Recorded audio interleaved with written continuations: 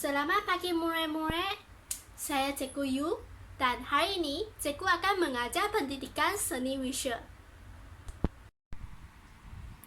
Okey murid-murid, inilah modul yang hari ini kita perlu buat.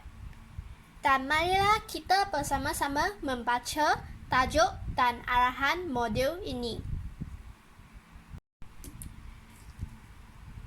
Tajuknya ialah corak tidak terancang. Dan arahannya ialah kena pasti corak tidak terancang terdapat dalam gambar.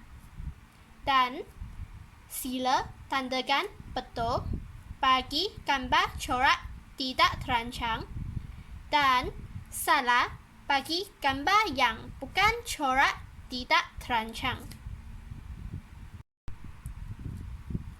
Dan sekarang Cikgu akan tunjukkan contoh corak tidak terancang. Dan inilah contohnya. Dan murid-murid tahu tak apa itu corak tidak terancang?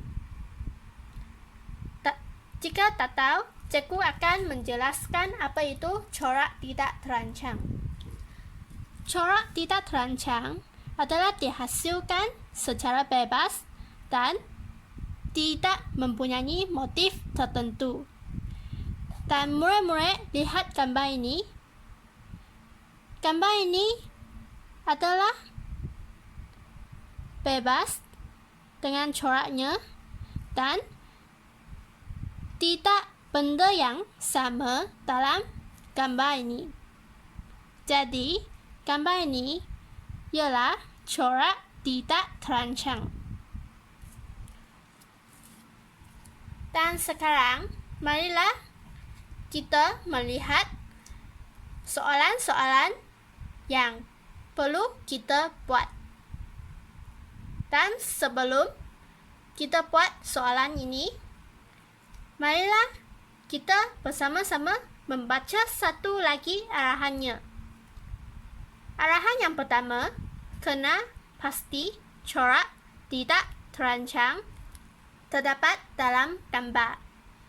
Dan arahan yang kedua, sila tandakan betul bagi gambar corak tidak terancang dan salah bagi gambar yang bukan corak tidak terancang.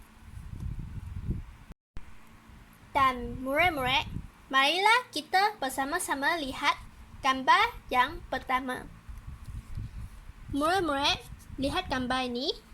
Adakah gambar ini corak tidak terancang? Ya, gambar ini ialah corak tidak terancang kerana corak dalam gambar ini adalah bebas dan tiada persamaan.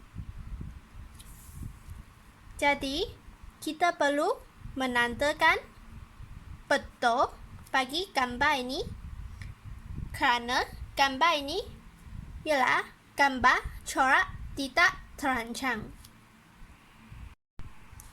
Dan marilah kita bersama-sama lihat gambar yang kedua. Murid-murid, adakah gambar ini ialah corak tidak terancang? Bukan.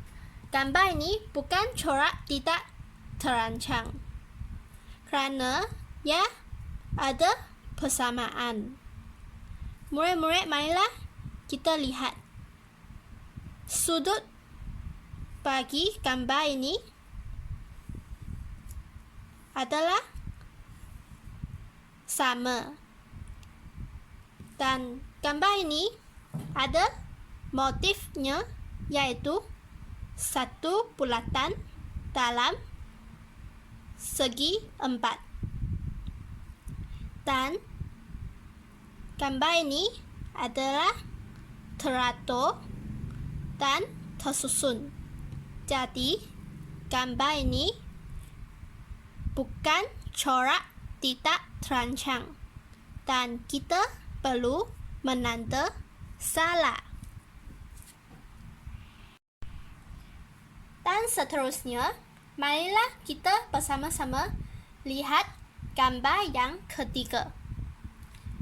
Murid-murid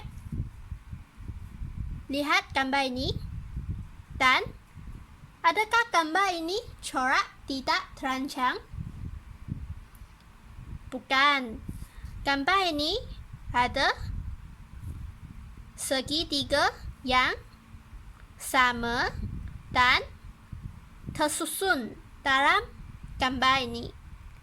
Dan ia juga mewujudkan satu motif tertentu, yaitu matahari. Jadi, gambar ini ada persamaan dalam coraknya dan ia bukan corak tidak terancang. Jadi, kita perlu menandakan salah bagi gambar ini. Dan inilah gambar yang terakhir. Murid-murid, lihat gambar ini. Dan adakah gambar ini corak tidak terancang?